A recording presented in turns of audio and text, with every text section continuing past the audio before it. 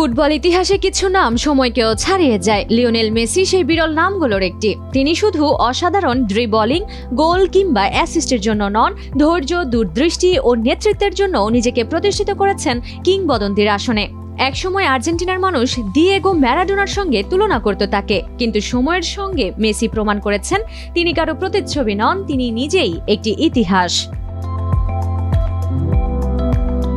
আজকের বিশ্বকাপ ফাইনাল মেসির ক্যারিয়ারের সবচেয়ে আবেগঘন অধ্যায় হতে পারে। শিরোপা জিততে পারলে আর্জেন্টিনা টানা দ্বিতীয়বার বিশ্বকাপ জয়ের কীর্তি গড়বে, যা সর্বশেষ করেছিল ব্রাজিল 1958 ও 1962 সালে। একই সঙ্গে এটি হবে আর্জেন্টিনার চতুর্থ বিশ্বকাপ শিরোপা। মেসির জন্য এটি হবে অনন্য এক অর্জন। তিনি দুইবারের বিশ্বকাপ জয়ী অধিনায়ক হিসেবে ইতিহাসে নিজের নাম আরও উজ্জ্বল করে লিখবেন। পাশাপাশি কোচ লিওনেল স্কালোনিও টানা 2 বিশ্বকাপ জেতা কোচদের বিরল তালিকায় জায়গা করে নেবেন।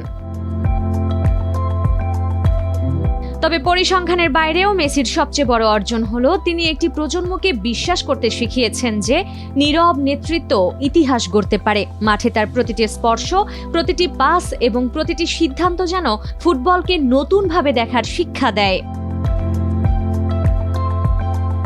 আজ যদি আর্জেন্টিনা ট্রফি উঁচিয়ে ধরে, সেটি হবে শুধু আরেকটি বিশ্বকাপ জয় নয়, বরং মেসির দীর্ঘ সংগ্রামী ও গৌরবময় যাত্রার সবচেয়ে সুন্দর পরিণতি।